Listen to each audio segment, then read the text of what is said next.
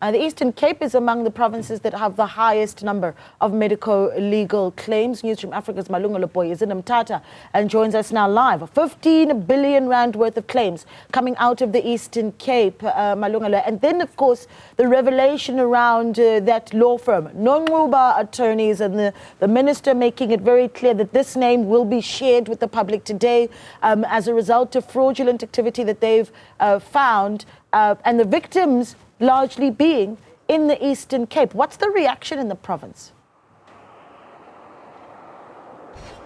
I'll tell you this, Naledi, when you hear the findings really from the minister and the SIU, you can't help but to feel nauseated, because it's clear that this is actually quite a coordinated and well-planned syndicate that's essentially just operating. And we know for a very long time that the Eastern Cape has been a hotbed of these medical legal claims, and that's why, in fact, the department and the SIU started this investigation, and then it spread nationwide. The numbers are staggering. We've heard that the Eastern Cape currently, there are about 2,500 claims that are before the health department, and that the SIU is currently looking at about 197 of those claims. Out of that 197 claims, 87 of those have been completed in terms of their investigations. And then this is also an interesting one, saying that they've received about 23 letters of demands from an attorney. And they're saying that out of those 23 letters of demand, Naledi, listen to this, 15 of those letters come from one law firm. And guess what?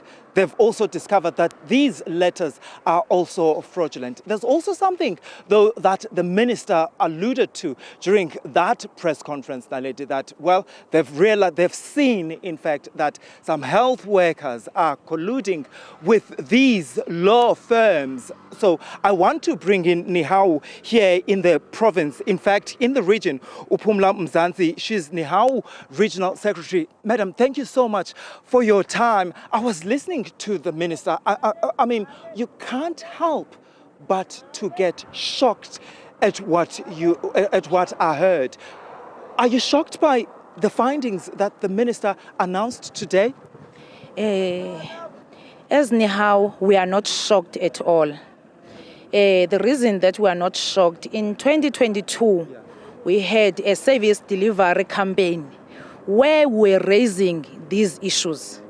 What's surprising us is that the minister, he can be shocked, because we've been raising these things since 2022. We launched the service delivery campaign focusing specifically from Department of Health. The litigation, it was one of the issues that we raised. The issue of short staff, it was another issue that we raised. The issue of the department not having equipment, it was one of the things that is leading to these litigations. As Nehawu, we are not shocked, but was surprised. I want to get an understanding from you, because the report, and we've heard the minister actually saying that some of the health workers are in fact colluding with some of these lawyers. They're stealing files, patient files. What do you have to say about that? You know what, it's surprising. In fact, it's one thing that we always know, that these politicians, these leaders, they are easy to blame everything to workers. We are not in denial that there is a cabal who's doing that, but they must sit down and check what is really happening there. The issue of austerity measures, they are one of the reasons these things that are happening.